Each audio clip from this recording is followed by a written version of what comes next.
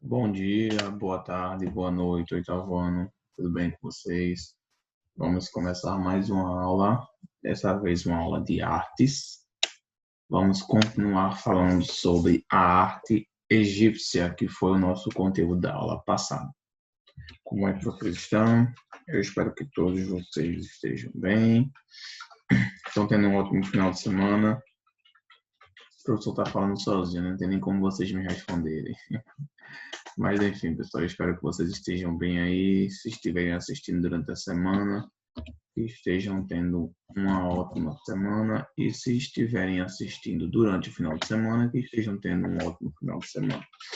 Bom, espero também que vocês estejam gostando de estudar sobre a arte egípcia. Eu mesmo gosto muito, acho muito interessante e eu acho que, na verdade, há muitos estudos ainda a serem feitos sobre essa arte, né? Uma das características que a gente vai ver hoje é que não existiam exatamente as letras, as formas de desenhos que tinham lá, a forma de escrita deles era muito diferente da nossa. E isso é uma coisa a ser, um ponto a ser analisado, que não foram feitos muitos estudos sobre isso. Então, não chegamos a uma conclusão exata do que aqueles símbolos poderiam vir a significar. Tá bom, pessoal? Mas na última aula aí, em resumo, né, nós vimos aí a lei da frontalidade, onde as obras, as artes, né, egípcias, elas eram sempre representadas de um mesmo ângulo, né? O rosto sempre virado, né? Enquanto o corpo era sempre para frente, né? Era o corpo para frente, os braços para o lado, junto com a cabeça. Então, era como se fosse de perfis, tá?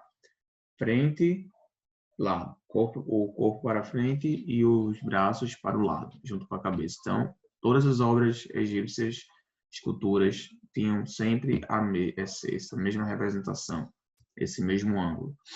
E também vimos sobre a mão direita, né, que sempre é apoiado na coxa, tá bom? Então, a mão direita era sempre apoiada na coxa.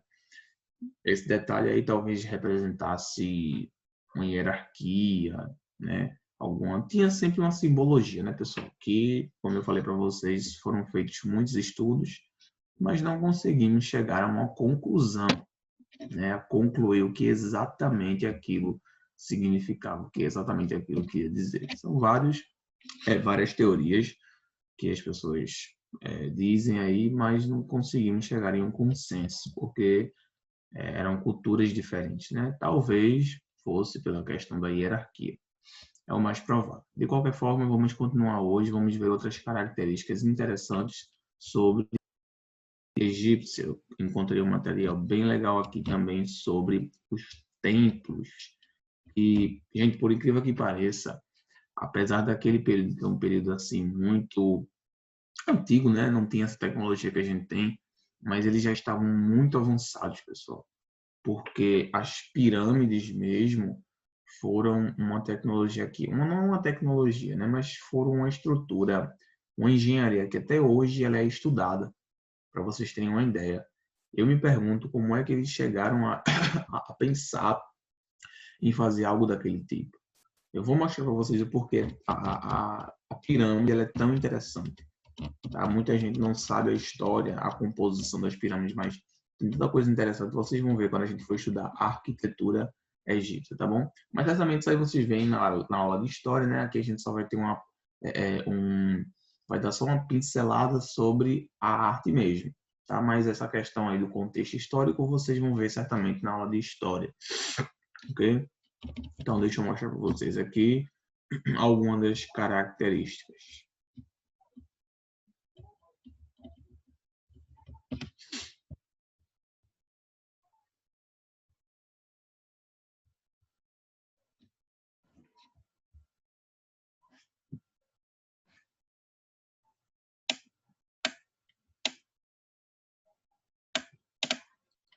O povo egípcio é um dos mais antigos e curiosos do mundo.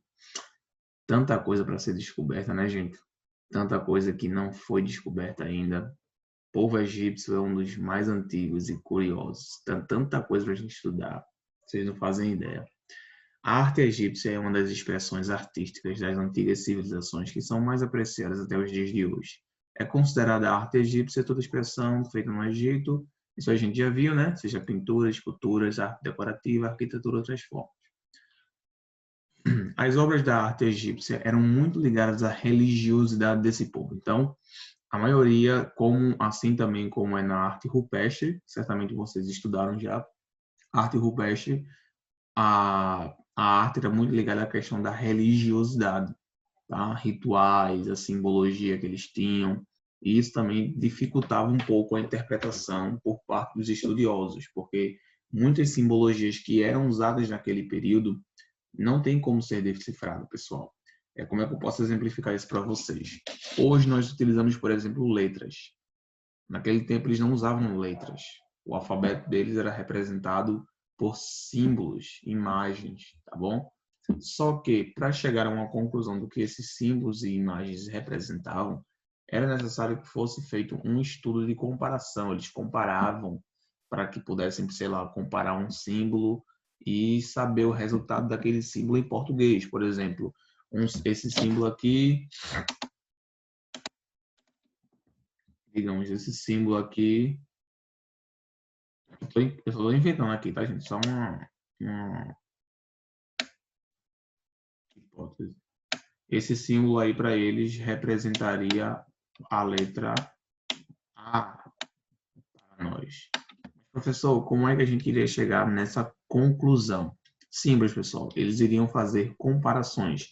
Digamos que isso daqui, esse símbolo aí, foi encontrado em uma outra palavra. Na palavra casa, sei lá, que para eles é escrita assim.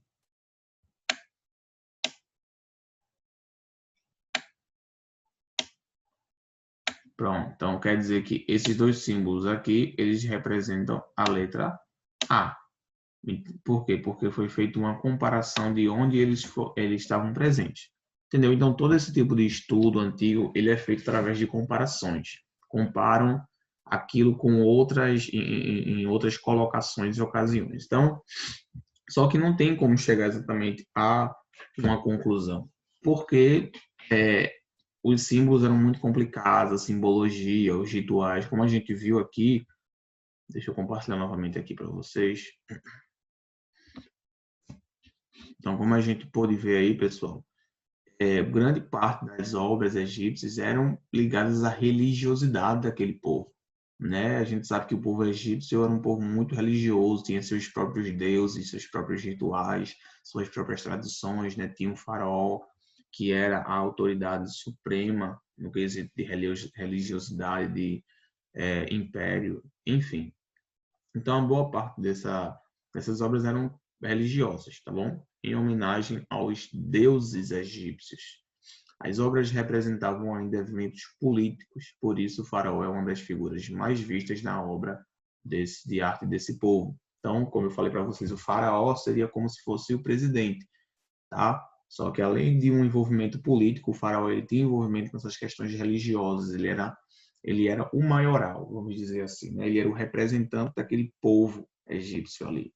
O faraó ele tinha essa função, e por isso que ele era tão vislumbrado, tão representado nas obras, né? Ele era de fato respeitado. As características da arte da civilização egípcia duraram por todo o período da existência desse povo. Estima-se que tenham vivido cerca dos últimos 3.000 anos antes de Jesus Cristo. As cores, os formatos e as modelagens eram seguidas por todos os artistas da época. Então, aparentemente, aí, 3.000 anos antes de Cristo vir ao mundo, essa arte egípcia aí ainda existia. Depois de 3.000 anos antes de Cristo, que possivelmente ela parou, né? Não parou de existir exatamente, né? Parou de ser produzida.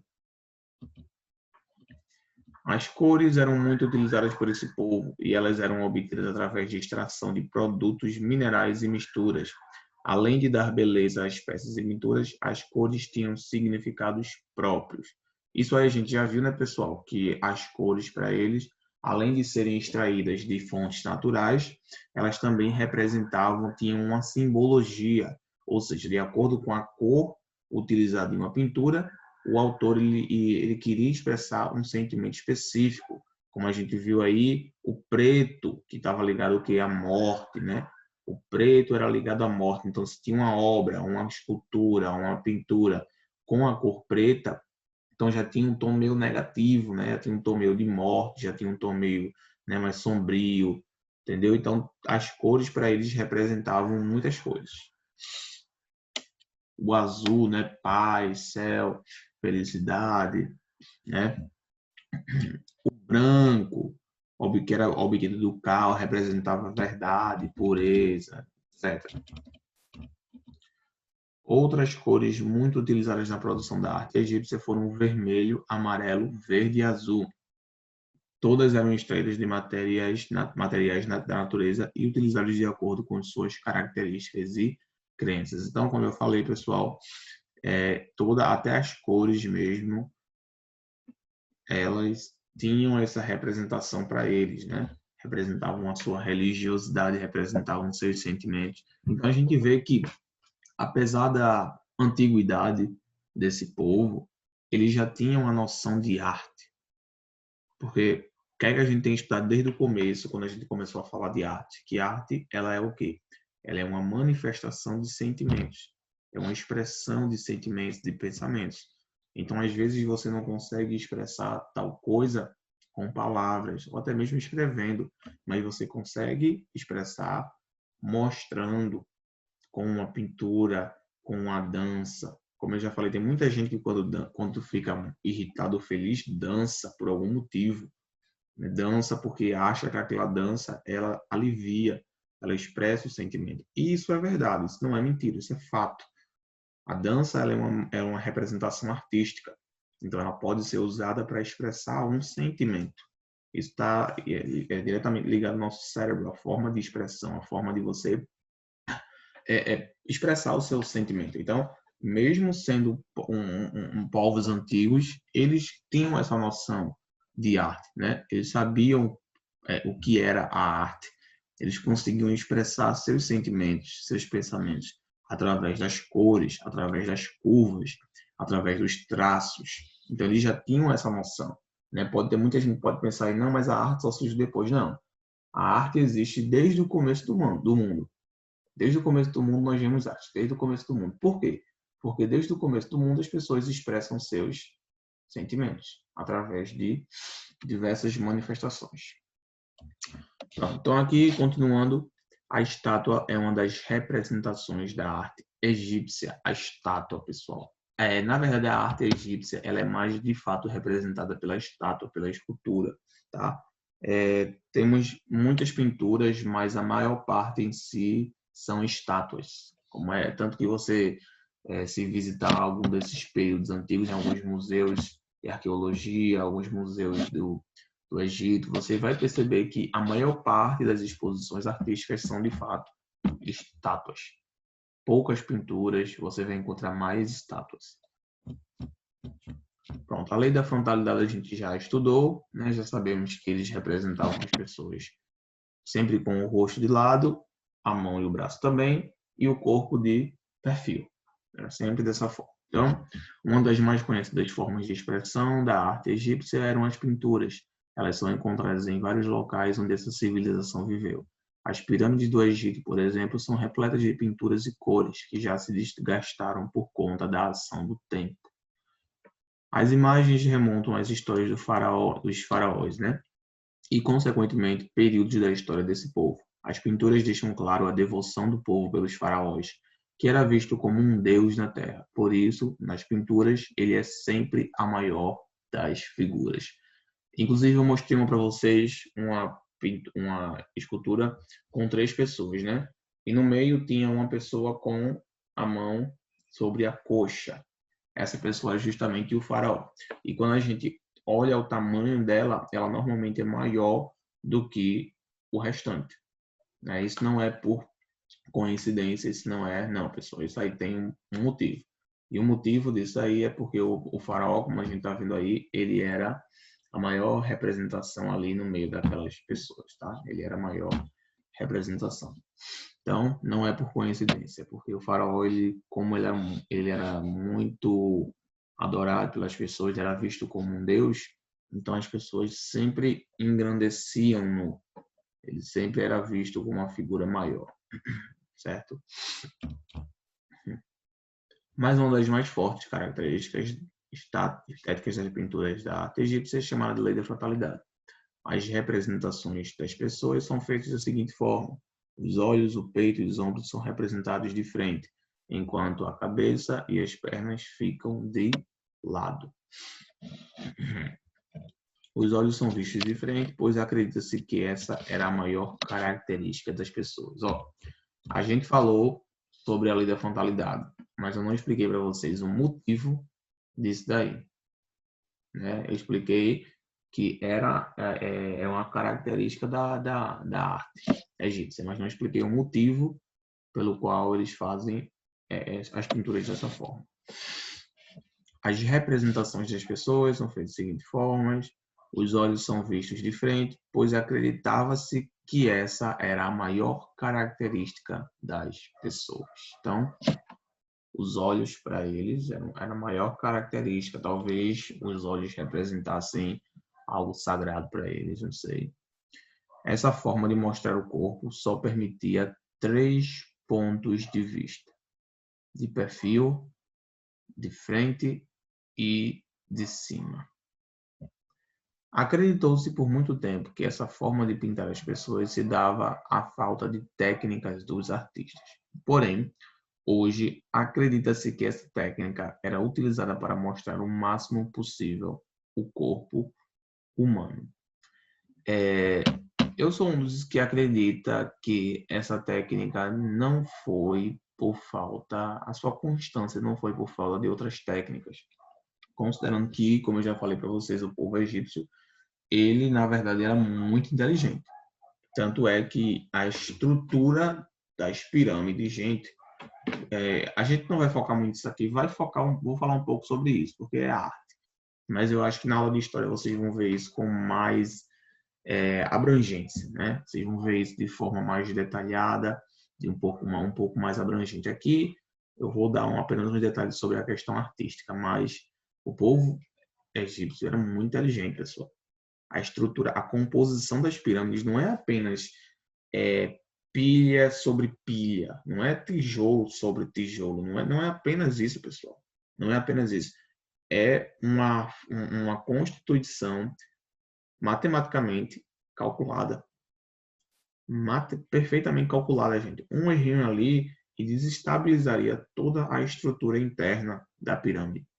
Tá? Um pequeno erro desestabilizaria tudo. A pirâmide ela foi feita sob medida, sob medidas exatas. Isso para um povo daquele tempo, sem a tecnologia que a gente tem hoje, sem as descobertas científicas que foram feitas, porque as descobertas mesmo de lei de gravidade e tal, só foram feitas aí muito depois, pessoal. Muito depois, né? Muito depois que Jesus Cristo veio ao mundo, né? Aqui a gente vê que a obra egípcia, a arte egípcia, ela estava presente 3.000 anos antes de Jesus vir ao mundo. E lei de gravidade, lei de Newton, tudo isso só foi descoberto depois de Jesus Cristo. Então, eles não tinham essas leis, não tinham essas equações matemáticas. A matemática existia, claro, mas não existiam, eles não sabiam ainda fazer as fórmulas para chegar àquele valor. Então, eles tinham sua própria forma de cálculo, de contar, de fazer a matemática, entende?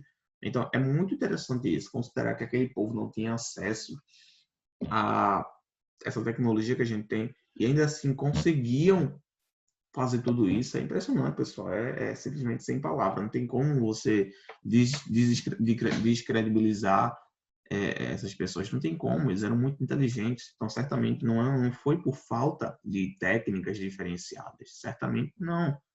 O motivo disso, talvez, foi porque eles queriam, de fato, mostrar o máximo possível dos ângulos do corpo humano. Ou talvez por alguma questão religiosa, ou uma questão dos olhos, que para eles era a característica mais importante do ser humano. Talvez a postura também tivesse algo a ver com isso, né? São coisas que a gente, infelizmente, não tem como saber, por ser uma questão muito antiga e está envolvida com questões culturais e religiosas. Vamos lá. Características da arte egípcia, acho que a gente já viu essa parte aí. Pronto, aqui tem uma parte falando sobre as épocas. A arte egípcia teve diferentes momentos na história dessa civilização. Apesar de manter sempre as maiores características, algumas delas vão passando por pequenas alterações, por reflexo dos períodos da história do povo. Época Tínica, 3.100 a 2.636 anos a.C. Alguns dos mais antigos exemplos de expressões artísticas do Antigo Egito são da época Tínica. Esse período marca a união do Alto Egito com o Baixo Egito. Apesar de poucos itens terem sobrevivido ao tempo de cerca de 3.100 anos a.C., alguns túmulos e fachadas dão ideia da arte egípcia da época. Percebe-se ali algumas influências da arte mesopotâmica, com base em povos anteriores aos egípcios. Data dessa época ainda materiais feitos com adobe cozido ao sol. Esse material, mais antigo que o tijolo de barro, foi substituído pelo uso das pedras. Aqui é um pouco sobre a evolução dessa arte, né? O que não nos interessa por enquanto, né? Mas vamos partir para a parte aqui que no momento é relevante para a gente. Pronto. Reino Antigo. Na época seguinte, percebe-se mudanças na arte egípcia, principalmente na arquitetura. Com o uso de pedras, as construções passam a ficar maiores. É nessa época também que a figura do faraó começa a ser vinculada à eternidade. Surge o primeiro construtor egípcio a ficar com o nome conhecido, Imhotep. Ele ainda foi médico e engenheiro. É ainda nesse período que a mastaba, uma espécie de túmulo egípcio, passa a ser usado no sepultamento de faraós e nobres.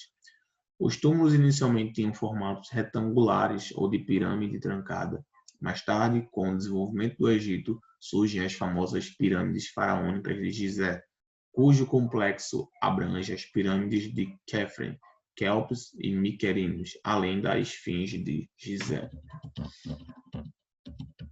Olha aí, a arquitetura era uma forte expressão da arte egípcia. Então, pessoal, certamente que vamos ter também que estudar a arquitetura, a arqueologia da arte egípcia, já que ela é uma forte expressão da arte egípcia, ou seja, as pirâmides também são uma arte, pessoal, e uma arte que precisava ser calculadamente feita, viu? Muitas, como eu falei, precisava ser feita calculadamente. E a gente vê assim pequena, mas vocês estão vendo o tamanho dela, como ela é grande?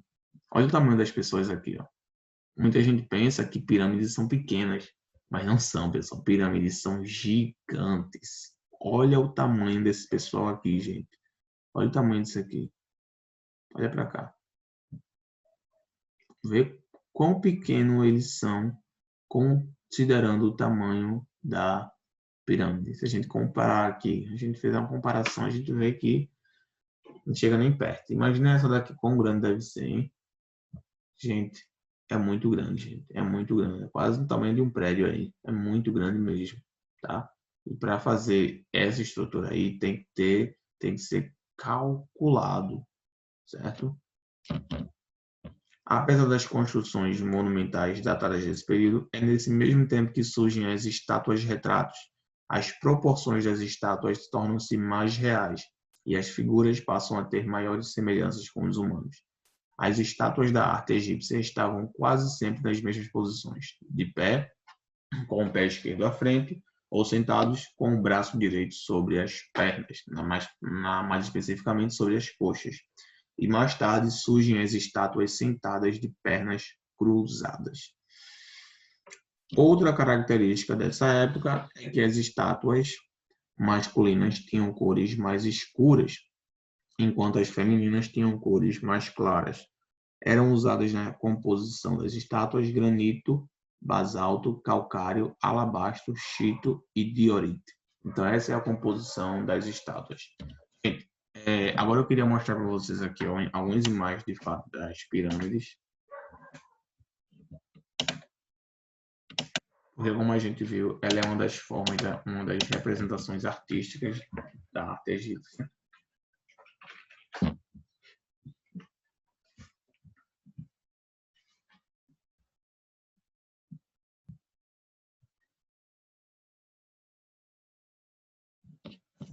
Pronto. A engenharia das grandes pirâmides. Pessoal, isso aí é o que a gente vai estudar na próxima aula, tá bom? Vamos estudar um pouquinho sobre a engenharia das grandes pirâmides, porque por ser uma representação da arte egípcia, então é necessário que só um minuto. Pronto. Então é necessário que façamos esse estudo sobre essa pirâmide.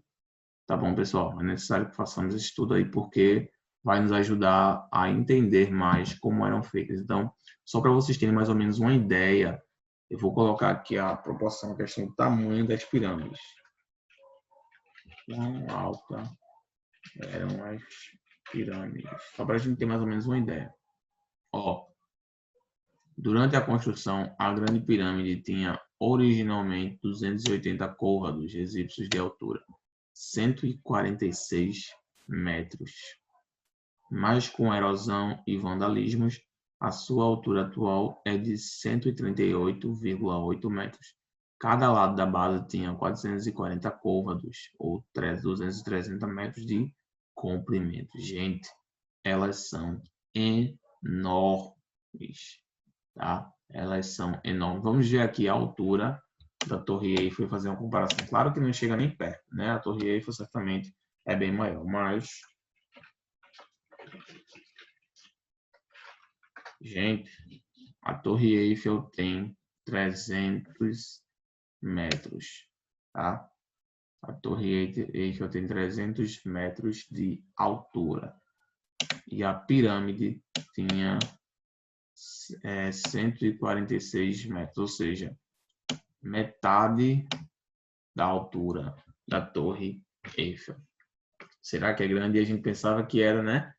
Aqui, o tamanho do meu quarto, o tamanho da sala. Não é, pessoal. Ela é muito alta, muito alta. Certamente, devido à distorção da imagem, a gente não consegue vê-la, o seu tamanho exato. Mas se você tiver a oportunidade de um dia vê-la de perto, viajar para um país que tem alguma exposição, você possa vislumbrar, né, visualmente a pirâmide, você vai ver que ela é muito, muito maior do que se espera, né? Então, pessoal, na próxima aula vamos fazer um pouco mais de estudo sobre essas pirâmides e analisar mais algumas obras sobre a arte egípcia. Então, hoje ficamos por aqui. Novamente foi um prazer estar com vocês aí. Pesquisem mais sobre essa arte egípcia. Eu mesmo gosto muito de estudar ela. Acho muito interessante. Se eu tivesse a oportunidade de estudar bem mais, com certeza eu estudaria ela, tá? Até de viajar para um local para conhecer de perto essas estruturas. Certamente que eu iria, porque eu acho muito interessante, pessoal. Principalmente quando a gente entende a história por trás dessa obra, né? Desse movimento, né? Tem muita coisa que não foi descoberta, essa é a realidade, que ainda é objeto de estudo, mas que não cabe nós agora concluirmos nada, né? Então, de qualquer forma, pessoal, novamente foi um prazer estar aqui com vocês, espero que vocês tenham aprendido. Como sabem, qualquer dúvida que vocês tiverem, vocês podem me consultar lá no Class App, estou à disposição de vocês, tá? Podem me chamar lá, perguntar qualquer coisa, que assim que eu ver, eu vou responder vocês. Beleza, pessoal? Então, ficamos por aqui. Na próxima aula, vamos ver aí a estrutura das pirâmides, que é também uma representação da arte egípcia, tá bom? Talvez a mais, eu posso dizer assim, acho que é a maior representação, é a mais expressa por eles, né?